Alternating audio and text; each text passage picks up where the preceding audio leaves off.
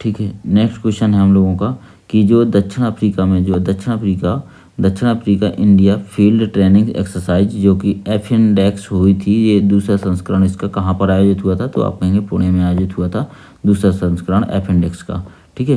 भारतीय सेना ने मध्य प्रदेश के किस स्थान पर क्वांटम प्रयोगशाला की स्थापना की थी 2021 में? तो आप कहेंगे महू में आपका भारतीय सेना के द्वारा मध्य प्रदेश में आपका क्वांटम प्रयोगशाला की स्थापना की गई थी। ठीक है। मध्य प्रदेश में वैश्विक निवेश शिखर सम्मेलन 2023 किस स्थान पर आयोजित किया गया है? तो इंदौर में आयोजित किया गया है। और भारतीय लोकसभा में प्रथम अध्यक्ष कौन थे? तो भारतीय लोकसभा में प्रथम अध्यक्ष आपका जीबी मावलंकर थे, गणेश वासुदेव मावलंकर थे। वर्तमान में आपका कौन हो जाएंगे? ओम बिरला हो जाएंगे। ठीक है। नेक्स्ट क्वेश्चन है आपका खाद्य एवं कृषि संगठन FAO का मुख्यालय कहाँ पर है? तो आप कहेंगे कि आपका रोम है, रोम इटली में आपका FAO का मुख्यालय है। ठीक है। नेक्स्ट क्वेश्चन है हम लोगों का 2017 में आरंभ सौभाग्य योजना निम्नलिखित में से किस मंत्रालय से संचालित है? तो आपका ये क्या हो जाएगा? विद्युत मंत्रालय से संबंधित है। और इसके मंत्री कौन है? तो ये आपका यूनियन मिनिस्टर हैं RK Singh, union minister for the power and new and renewable energy से संबंधित है ना। तो आपका RK सिंह आपका हो जाएगा union minister for power and new and renewable energy. ठीक है। और इसके थ्रू क्या करना है? इसको सौभाग्य योजना कब शुरू की गई थी? तो 2017 में, अक्टूबर 2017 में शुरू की गई थी।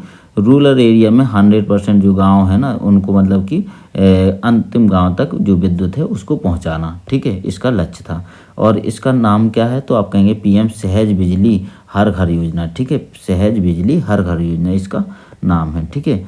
नेक्स्ट क्वेश्चन है हम लोगों का कि भारत में वर्तमान में जो भारतीय थल सेना के अध्यक्ष हैं वो कौन से हैं? तो मनोज पांडे आपके भारतीय थल सेना के अध्यक्ष हैं। और नेवी चीफ कौन है? तो आपका नेवी चीफ हो जाएंगे R हरि कुमार। आपका R Hari Kumar right answer, ये आपका वो R हरि कुमार नेवी की चीफ हो जाएंगे। और जबकि थल सेना के आपका थल सेना अध्यक्ष कौन हो जाएंगे? मनोज पांडे हो जाएंगे। एयर चीफ मार्शल कौन हो जाएंगे? BR चौधरी हो जाएंगे। और रॉ के हो जाएंगे गोयल, CBI के आदर्श और CISF के ऋचा शुक्ला हो जाएंगे। NCC के लगभग ये देख लेना आपकी गुरबीर पाल हैं या नहीं। ठीक है।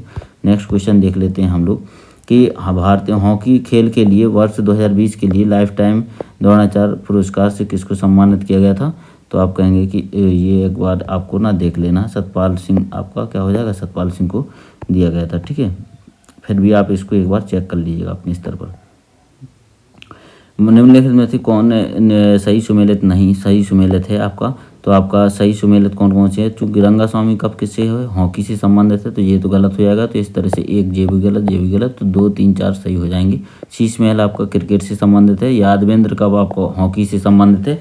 और रोबर्स कप जो है ना फुटबॉल से संबंधित है। ठीक है। आगा खां हॉकी से संबंधित है। और आगा खां गोल्ड कप जो आ जाए, यदि आपका गोल्ड कप लगा हो तो ये आपका फुटबॉल से संबंधित है। ठीक है।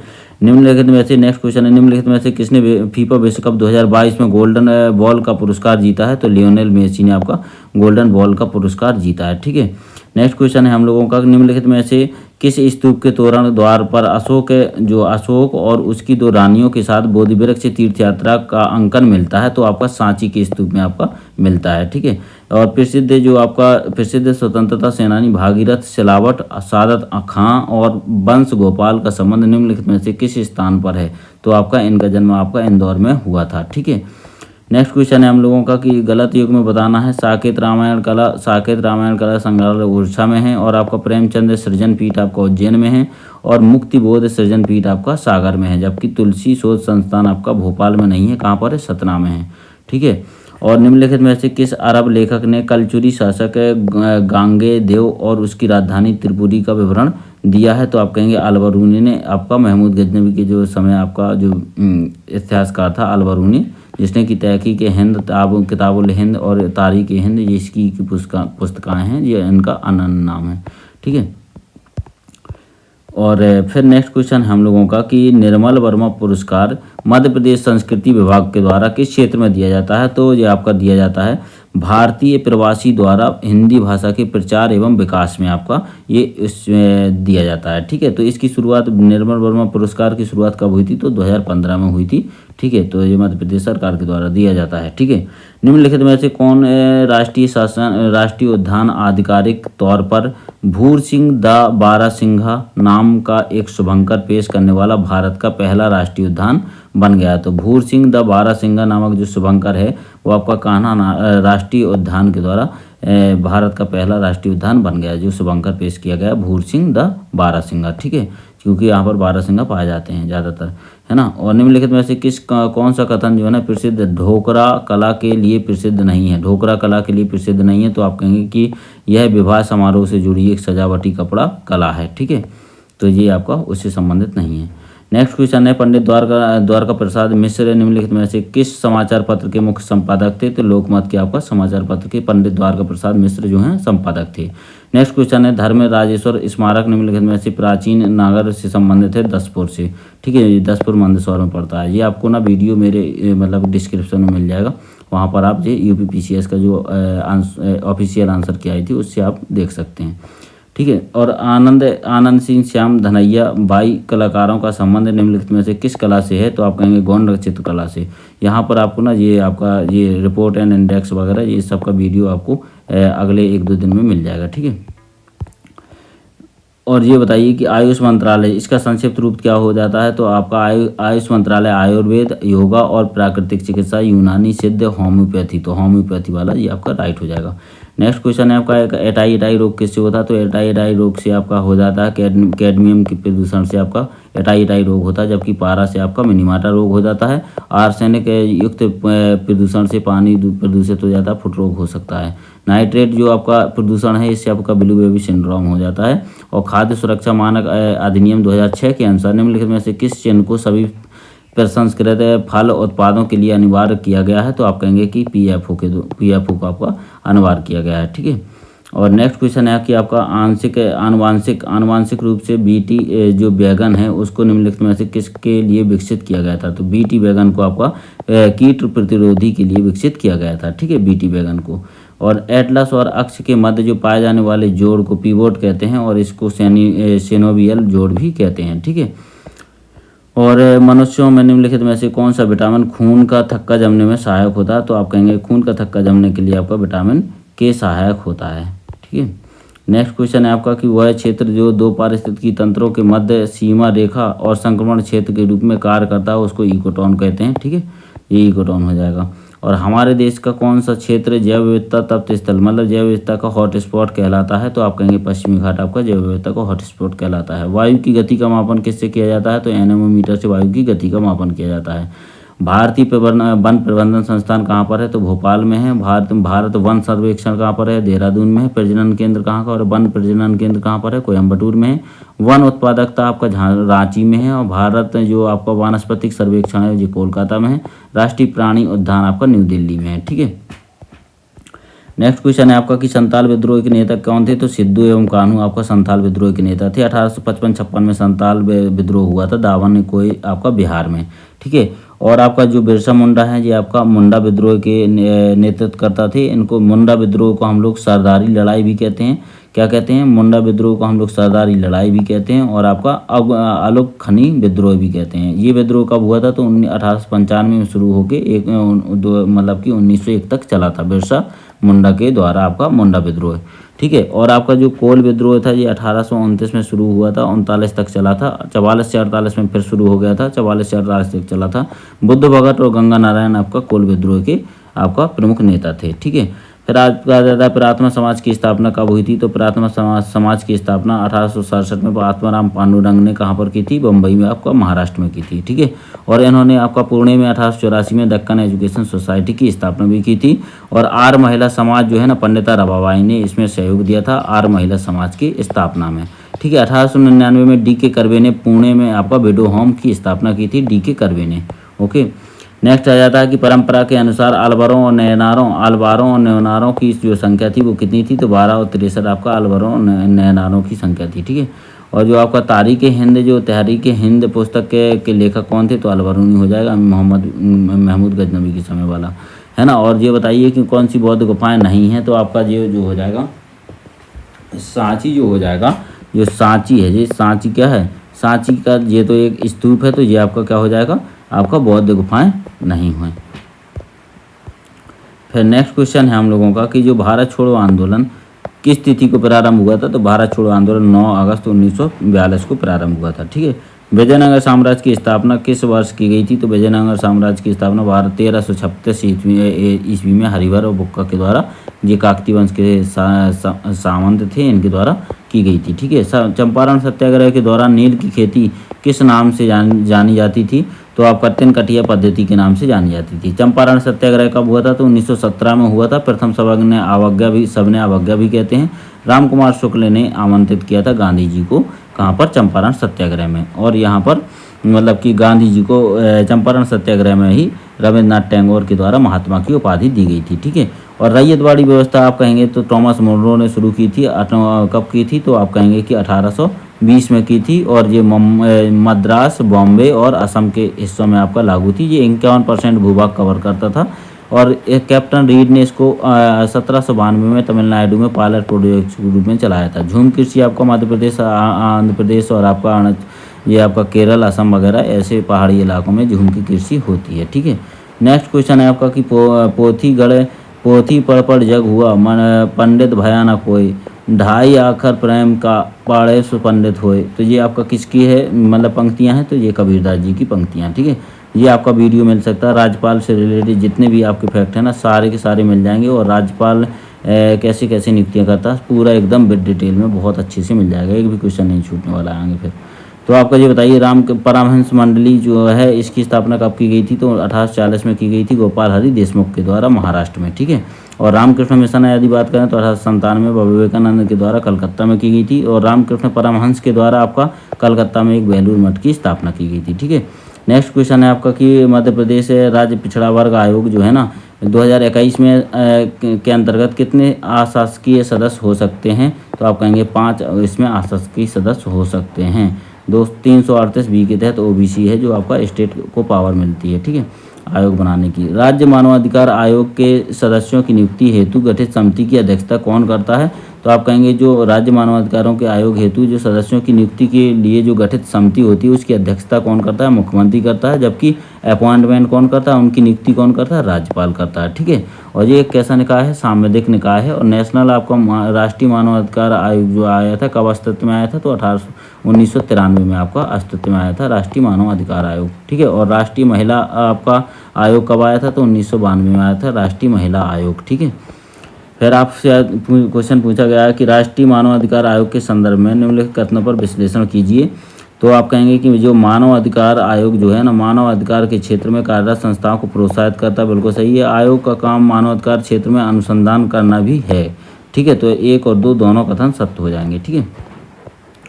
नेक्स्ट क्वेश्चन है हम लोगों का कि जो सतर्कता के क्षेत्र में सतर्कता की केंद्रीय एजेंसी को सलाह एवं मार्गदर्शन देने हेतु केंद्रीय सतर्कता आयोग की स्थापना की थी। सेंट्रल विजिलेंस कमीशन की स्थापना की गई थी। इसकी किसकी अध्यक्षता वाली समिति की सिफारिश पर इसकी स्थापना की गई थी। तो आप कहेंगे के संथानम की समिति की सिफारिश के आधार पर इसको सेंट्रल विजिलेंस कमीशन की स्थापना की गई थी। ठीक है। अब आपका आ जाता है अंतर्गत, मतलब किस अनुच्छेद के अंतर्गत राष्ट्रीय अनुसूचित जाति आयोग का गठन किया गया था। तो आप कहेंगे कि जो आर्टिकल 338 के तहत आपका राष्ट्रीय जाति अनुसूचित जाति का आपका गठन किया गया था। एससी के लिए 338 में और आपका एसटी के लिए 338 के ए में और एसटी मतलब ओबीसी के लिए एक आयोग होगा 338 के बी में। ठीक है।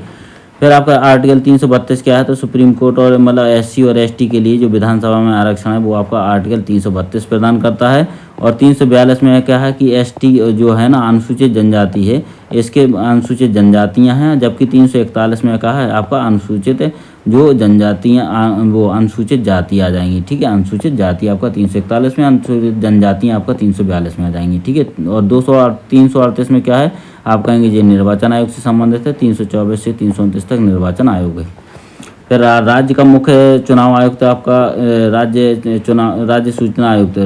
राज्य का मुख्य सूचना आयुक्त राज्य सूचना आयुक्त नहीं हो सकता है। कौन नहीं हो सकता है कि राज्य क्षेत्र में विधानमंडल का सदस्य आपका वो आपका राज्य का मुख्य सूचना आयुक्त नहीं हो सकता है। ठीक है। राज्य विधानमंडल का सदस्य वह लोकसभा या फिर मतलब वह विधान परिषद और विधानसभा का आपका सदस्य नहीं होना चाहिए। ऐसा व्यक्ति आपका नहीं बनेगा। ठीक है। ओके, अब आ जाता है कि भारत के नियंत्रक एवं महालेखा परीक्षक के वेतन एवं शर्तें कहाँ पर निर्दिष्ट की गई। तो द्वितीय अनुसूची में हम लोगों को पता है भारत का संविधान में जो द्वितीय अनुसूची है उसमें आपका शपथ का उल्लेख किया गया है। तीसरी अनुसूची में आपका आपका ये देखिए वेतन द्वितीय अनुसूची में आपका वेतन का उल्लेख किया गया है, जबकि तृतीय अनुसूची में आपका शपथ का उल्लेख किया गया है। प्रथम अनुसूची में आपका जो आपका केंद्र और राज्यों का उल्लेख किया गया भारत के, और चतुर्थ अनुसूची में आपका राज्यसभा में सीटों का बंटवारा से संबंधित उल्लेख किया गया है। ठीक है, नीति आयोग के उपाध्यक्ष की नियुक्ति कौन करता है? तो प्रधानमंत्री करते हैं। और मध्य प्रदेश में राज्य निर्वाचन आयोग कब अस्तित्व में आया? तो 1 फरवरी 1994 में अस्तित्व में आया। और संघ और राज्यों के बीच जो लोक सेवा आयोग है इसका संविधान कौन से अनुच्छेद में है? तो आप कहेंगे कि आपका जो संघ और राज्यों के लिए एक लोक सेवा आयोग होगा वो आपका आर्टिकल 315 में है। ठीक है, और इसकी नियुक्ति राज्यों के लिए जो राज्य लोक सेवा आयोग होता है उसके अध्यक्ष और सदस्यों की नियुक्ति कौन करता है? तो आप कहेंगे कि गवर्नर करता है, लेकिन हटाता कौन है? प्रेसिडेंट हटाता है। ठीक है, ये चीज़ें याद रख लीजिए। ये सारे इनसे संबंधित आर्टिकल हैं, ये आप देख लीजिए। ठीक है, संविधान, भारतीय संविधान के किस अनुच्छेद के अनुसार भारत का राष्ट्रपति मतलब मुख्य न्यायाधीश की परामर्श से किसी उच्च न्यायालय के न्यायाधीश को एक न्यायालय से दूसरे न्यायालय में स्थानांतरित कर सकता है? तो आर्टिकल 322 के तहत आर्टिकल 222 के तहत आपका ये कर सकता है। ठीक है, सुप्रीम कोर्ट हाई कोर्ट का उल्लेख कहाँ से कहाँ तक है? तो 214 से 232 तक है, भाग 6 में है। और आपका अभी वर्तमान में हाई कोर्टों की संख्या कितनी है? 25 है। और इसका गठन जो हाई कोर्ट, प्रत्येक राज्य में एक हाई कोर्ट होगा, या फिर मतलब कि 216 में है आपका। और इसमें हाई कोर्ट में जो आपका न्यायाधीश होते हैं उनकी नियुक्ति 217 में है, इनके वेतन 221 में है। और हाई कोर्ट का जो चीफ होता है इसका वेतन कितना? 2.5 लाख होता है, जबकि अन्य न्यायाधीशों का वेतन आपका 2,25,000 होता है। ठीक है, रिजर्व बैंक की स्थापना, रिजर्व बैंक का राष्ट्रीयकरण पूछा गया है तो 1949 में इसका राष्ट्रीयकरण हुआ था। 1935 में स्थापना हुई थी। समिति कौन थी? Young Hilton. और एक्ट था आपका 1934 का अधिनियम था आपका। प्रथम गवर्नर कौन थे? आपका ऑसबॉर्न स्मिथ थे आपका प्रथम आपका। और प्रथम भारतीय पूछेगा, प्रथम भारतीय गवर्नर आरबीआई के तो सीडी देशमुख थे आपका। वर्तमान में 25 में आपका शक्तिकांत दास हैं, 24 में आपका उर्जित पटेल, 23 में आपका रंगराजन थे। ओके, फिर नेक्स्ट आ जाता है आपका कि औद्योगिक विकास और विदेशी व्यापार का लाभ जो है ना, बहुत बढ़ी हुई प्रतिस्पर्धा है ना, जो आपका औद्योगिक विकास होगा या और विदेशी व्यापार का लाभ मतलब क्या हो जाएगा? इससे क्या हो जाएगा? बढ़ी हुई प्रतिस्पर्धा है ना।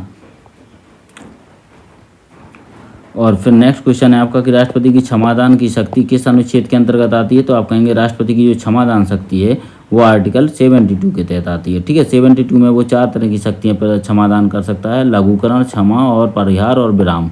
तो क्षमा में तो क्या होता है? बाइज्जत बरी हो जाता है। लघुकरण में क्या करता है? वो दंड का स्वरूप बदल देता है। और मृत्यु दंड को आपका कठोर कारावास में बदल देगा, ये आपका लघुकरण हो जाएगा। परिहार में क्या होता है कि अवधि को कम करके आपका सजा की प्रकृति ज्यों का त्यों रखता है, अवधि को कम कर देता है। ठीक है, और विराम अवस्था में विशेष परिस्थितियों में सजा को कम कर देता है, जैसे विकलांग हो गया और आपका गर्भवती महिलाएं हो गई, तो ऐसी स्थिति में। और आर्टिकल 71 का संबंध किससे है? तो सुप्रीम कोर्ट को ये स्पेशल पावर है कि यदि आपका प्रेसिडेंट और वाइस प्रेसिडेंट के चुनाव से संबंधित कोई विवाद है तो आर्टिकल 71 के तहत सुप्रीम कोर्ट सॉल्व करेगा। ठीक है, आर्टिकल 73 में क्या है कि संघ की कार्यपालिका शक्ति का विस्तार है आपका आर्टिकल 73 में। 74 में है ये आपका राष्ट्रपति की सलाह के लिए आपका सहायता एवं सलाह के लिए एक मंत्रिपरिषद होगी, ये आपका आर्टिकल 74 में हो जाएगा। ठीक है, फिर आ जाएगा आपका कि मौलिक अधिकारों के बारे में निम्नलिखित में से किसने कहा था कि एक मौलिक अधिकार को उस क्षण किसी विशेष कठिनाई की दृष्टि से नहीं देखा जाना चाहिए, बल्कि एक ऐसी चीज़ के रूप में जिसे आप संविधान में स्थायी बनाना चाहते हैं। ये कथन किसका था? तो जवाहरलाल नेहरू का था। ठीक है, फिर आ जाएगा भारतीय संविधान का कौन सा अनुच्छेद राष्ट्रपति के महाभियोग से संबंधित प्रावधानों को प्रदान करता है? तो आर्टिकल 61 जो है आपका महाभियोग से संबंधित है। ठीक है, और आपका आर्टिकल जो है ना, नेहरू ने संविधान सभा को उद्देश्य प्रस्ताव का प्रस्तुत किया था, तो आप कहेंगे कि जो आपका 13 दिसंबर 1946 को आपका संविधान सभा में आपका उद्देश्य प्रस्ताव किसने? जवाहरलाल नेहरू ने प्रस्तुत किया था। ठीक है, अब आप कहेंगे कि 9 दिसंबर को पहली बैठक होती है, इसमें अस्थायी अध्यक्ष कौन बनते हैं? सच्चिदानंद सिन्हा बनते हैं। 11 दिसंबर 1946 को आपका स्थायी अध्यक्ष राजेंद्र प्रसाद जी को चुन लिया जाता है। जबकि आपका जो उद्देश्य प्रस्ताव है इसको कब स्वीकार किया गया था संविधान सभा के द्वारा? तो आप कहेंगे 22 जनवरी 1947 को स्वीकार किया गया था। अब आप कहेंगे कि 91वां संविधान संशोधन प्रदान करता है क्या? तो मंत्रिपरिषद की संख्या को सीमित करना आपका आर्टिकल जो 91वां संविधान संशोधन की विशेषता है। इसके तहत क्या हुआ था कि जो आपका जो सदन की कुल सदस्य संख्या का लोकसभा की कुल सदस्य संख्या का कितना 15% से आपका अधिक मंत्रिमंडल नहीं हो सकता है और 12 मंत्री से कम नहीं हो सकता है। जबकि आपका दिल्ली के लिए एक्सेप्शनल है, अपवाद है आपका कि यहाँ पर दिल्ली के लिए आपका 10% आपका व्यवस्था की गई थी, है ना, तो आपका अधिकतम 10% हो सकते हैं, ठीक है।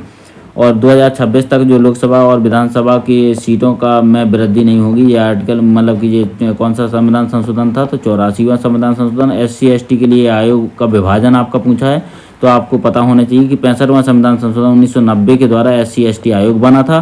फिर आपका 89वें संविधान संशोधन 2003 के द्वारा SC आयोग ST से अलग हो गया था, ठीक है। फिर आ जाता है आपका कि किस मतलब अधिनियम ने प्रांतों में ध्वज शासन प्रणाली स्थापित की थी, तो 1919 का जो अधिनियम था भारत शासन अधिनियम, उसके तहत आपको प्रांतों में ध्वज शासन, जबकि केंद्र में ध्वज शासन की व्यवस्था का बात करें तो 1935 का अधिनियम होता है, ठीक है। और किसने कहा था कि भारत संविधान सभा अकेले ही देश के लिए एक स्वदेशी संविधान का निर्माण कर सकती है तथा सही मायने में और पूरी तरह से लोगों की इच्छा का प्रतिनिधित्व कर सकती है, तो महात्मा गांधी ने ये कहा था, ठीक है।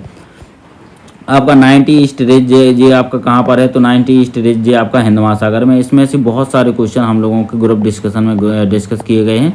आप भी हम लोगों के ग्रुप डिस्कशन में आप पार्टिसिपेट कर सकते हैं, जुड़ सकते हैं हमारे ग्रुप से, जिसमें कि आपका PCS UPSC लेवल का ग्रुप डिस्कशन होता है, बहुत अच्छे लेवल का, ठीक है। तो उसका लिंक आपको डिस्क्रिप्शन में मिल जाएगा।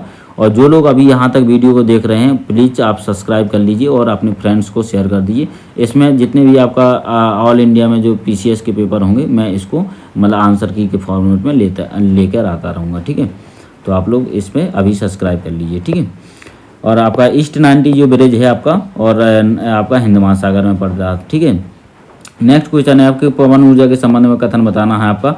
तो पवन ऊर्जा के जो क्षमता है उसमें महत्वपूर्ण वृद्धि हुई है, बिल्कुल कुछ सालों में महत्वपूर्ण वृद्धि हुई है। गुजरात में देश की कुल पवन ऊर्जा क्षमता का 22% है, बहुत सही है ना। और आपका 2021 में तमिलनाडु में पवन ऊर्जा क्षमता का कुल कितना 24% है, हाँ ठीक है। और आपका पवन ऊर्जा की क्षमता मध्य प्रदेश है ना, देश का तीसरा स्थान नहीं रखता है, ये 8वां स्थान रखता है, ठीक है। यही गलत हो जाएगा, ओके। और एशिया में आपका सबसे पहले जो स्थल मतलब कौन सा लैंडलॉक कंट्री नहीं है, तो आप कहेंगे नेपाल लैंडलॉक कंट्री है, लाओस लैंडलॉक कंट्री है और भूटान लैंडलॉक कंट्री है, जबकि थाईलैंड लैंडलॉक कंट्री नहीं है, ठीक है। तो नेक्स्ट क्वेश्चन आप देखते हैं जो आपका देखिए 2011 की जनगणना के अनुसार निम्नलिखित में जनसंख्या वृद्धि दर सर्वाधिक किस राज्य की थी, तो आप कहेंगे मेघालय की सर्वाधिक वृद्धि दर थी। और आपका सर्वाधिक घनत्व आपका किसका है, तो आपका बिहार का है। सबसे कम घनत्व आपका अरुणाचल प्रदेश का है। सबसे कम जनसंख्या कहाँ की है, आप कहेंगे कि सिक्किम की है, ठीक है। और सर्वाधिक जनसंख्या उत्तर प्रदेश की है। और दक्षिण पूर्व एशिया की सीमा पार नदी मेकंग रिवर जो है ना, निम्नलिखित में से किस देश से नहीं गुजरती है, तो आप कहेंगे बांग्लादेश से नहीं गुजरती है, काम्बोडिया, वियतनाम, लाओस, ठीक है, इन सब देशों से गुजरती है म्यांमार। और फिर नेक्स्ट क्वेश्चन आ जाता है 2011 की जनगणना के अनुसार निम्नलिखित में से राज्य महिला साक्षरता दर सर्वाधिक किस राज्य की थी, तो मिजोरम की थी। आपका राज्य महिलाओं में आपका साक्षरता दर सर्वाधिक मिजोरम की थी, ठीक है। नेक्स्ट क्वेश्चन है आपका कि लोहे अयस्क के संदर्भ में कौन सा कथन सही नहीं है बताना है। तो भारत में मुख्यतः कौन सी प्रकार का मतलब भंडार है, तो लोहे का भंडार है। तो आप कहेंगे कि जो आपका हेमेटाइट मैग्नेटाइट जो लोहे अयस्क हैं, इनके भंडार भारत में पाए जाते हैं। और देश के लोहे अयस्क के कुल संचित भंडार का लगभग 80% झारखंड और उड़ीसा में निवेश करता है, और उड़ीसा में है, तो ये आपका गलत हो जाएगा। आप कहेंगे कि ये देखो ये मतलब कि क्या हो जाएगा, गलत हो जाएगा। और आपका कर्नाटक राज्य में बेल्लारी जो लोहे अयस्क का प्रमुख खनन क्षेत्र, बिल्कुल सही है, बेल्लारी कर्नाटक में है। और मयूरभंज में आपका लोहे अयस्क का उड़ीसा, बिल्कुल मयूरभंज किसके लिए, लोहे अयस्क के लिए प्रसिद्ध है, उड़ीसा में है। अब आपका यदि वर्तमान में बात करें अपन कि लोहे अयस्क के उत्पादन में कौन हो जाएगा, उड़ीसा हो जाएगा, भंडारण में कर्नाटक हो जाएगा, ठीक है। और 2020-21 के निम्नलिखित में से कौन सा राज्य देश में मूंगफली का सबसे बड़ा उत्पादक है, तो आप कहेंगे नमक जो है ना, नमक से याद कर लीजिए कि इसमें आपका तीनों चीज़ों में आपका कौन है, टॉप पर गुजरात है। कौन, नमक के मूंगफली, माँ से आपका मूंगफली हो जाएगा, का से आपका कपास हो जाएगा, ठीक है। यदि बात करें अपन की कोल फल उत्पादन में आपका आंध्र प्रदेश हो जाएगा। और गुजरात आपको गुजरात तो मैंने बता ही दिया कि नमक में होता है। और जो राजस्थान है आपका, राजस्थान में आपका कुल तिलहन उत्पादन में राजस्थान है, मिलेट्स के उत्पादन में राजस्थान है, बाजरा, दाल, सरसों, इन सभी के उत्पादन में प्रमुख फर्स्ट नंबर पर कौन है, राजस्थान है, ठीक है। और सुंदरवन निम्नलिखित में से किस प्रकार के वन पाए जाते हैं, तो आप कहेंगे तटीय और ज्वारी वन पाए जाते हैं, इन्हें मैंग्रोव वन भी कहते हैं, ठीक है। और मैंग्रोव वन के क्षेत्रफल में आपका सबसे ज़्यादा आपका कहाँ पर है, तो वेस्ट बंगाल में है, ठीक है।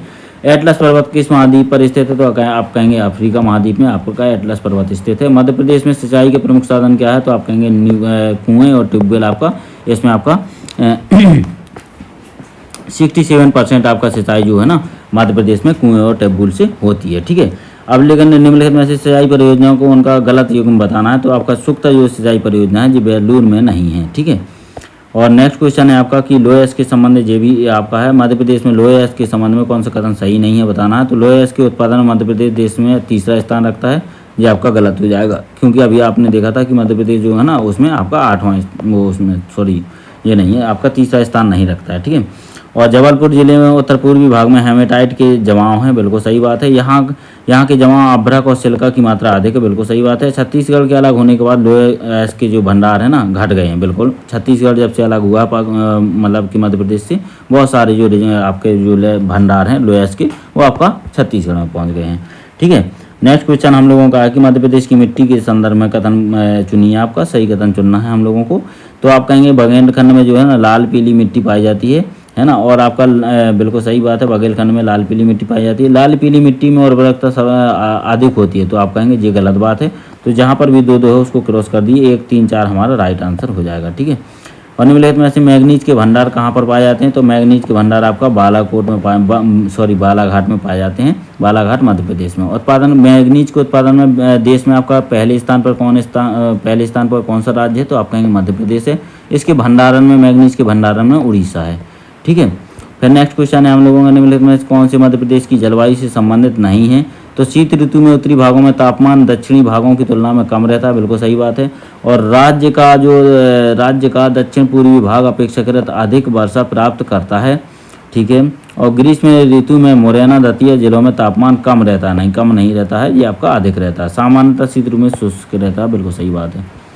और जो बीना नदी है ना, ये किसकी सहायक नदी है? तो आप कहेंगे बेतवा की सहायक नदी है। बेतवा की अन्य सहायक नदी है, मतलब की बात करें आती तो बेतवा की धसान भी बेतवा की सहायक नदी है, जबकि बनास जो है ना चंबल और सोन दोनों की सहायक नदी है, दोनों अलग अलग है ना। निम्नलिखित में से जिला वर्षा ऋतु में सबसे मतलब अधिक वर्षा प्राप्त करता है, कौन सा जिला? तो आप कहेंगे कि मंडला जिला है ना जो सर्वाधिक वर्षा प्राप्त करता है। सर्वाधिक वर्षा बालाघाट में होती है ना। और भौगोलिक क्षेत्रफल के प्रतिशत के रूप में निम्नलिखित में से किस जिले का वन क्षेत्रफल सर्वाधिक है? तो श्योपुर का सर्वाधिक है।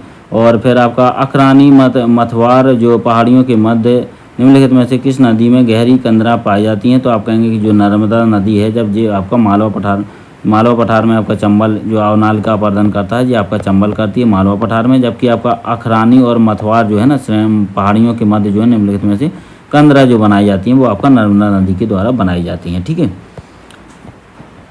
और जिला कपास और केले के उत्पादन के लिए कौन सा प्रसिद्ध है? तो बुरहानपुर जो आपका मतलब कि जिला कपास और आपका केले के लिए उत्पादन के लिए प्रसिद्ध है। और बुरहानपुर आपका मतलब कि देश में प्रथम पूरी तरह से हर घर जल पहुंचाने वाला प्रथम जिला बन गया था, जबकि पहला राज्य कौन सा बन गया? हर घर जल पहुंचाने वाला राज्य बन गया गोवा। ठीक है, और किस जनजाति को आदर के रूप में खुटिया पटेल के रूप में संबोधित किया जाता है? तो आप कहेंगे शहरी जनजाति, जो कि आपका MP में भी पाई जाती है और आपका राजस्थान में भी पाई जाती है शहरी जनजाति।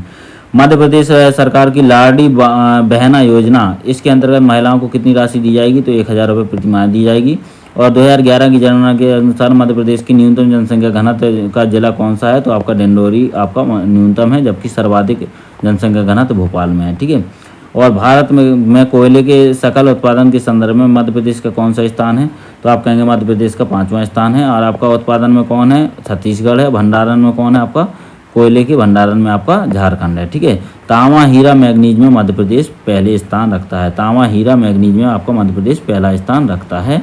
ठीक है, नेक्स्ट क्वेश्चन है आपका मध्य प्रदेश की कितनी बार राष्ट्रपति शासन लागू हो चुका है? तो आप कहेंगे 3 बार राष्ट्रपति शासन लागू हुआ, 1977, 92 और 1980 में। ठीक है, मध्य प्रदेश में ग्राम पंचायतों घोषित होने के लिए न्यूनतम जनसंख्या कितनी होनी चाहिए? तो 1000 आपका न्यूनतम जनसंख्या होनी चाहिए। ग्राम पंचायत आपका कहाँ पर है? आपका आर्टिकल 40 में है। ठीक है, और मध्य प्रदेश के मुख्यमंत्री कौन थे पहले? तो आप कहेंगे रवि शंकर शुक्ला जो है ना मध्य प्रदेश के प्रथम मुख्यमंत्री थे। और मध्य प्रदेश में मुख्यमंत्री की अनुपस्थिति में निम्नांकित में से कौन सा मंत्रिपरिषद की बैठक की अध्यक्षता करता है? तो आपका उसकी अनुपस्थिति में आपका मुख्यमंत्री जो द्वारा जो नामित जो निर्दिष्ट मंत्री होता है वो आपका उसकी अध्यक्षता करता है। ठीक है, मध्य प्रदेश में पहली महिला राज्यपाल कौन थी? तो आप कहेंगे सरला ग्रेवाल जो है ना, पहली महिला राज्यपाल थी। ठीक है, okay, thank you so much, जय हिंद।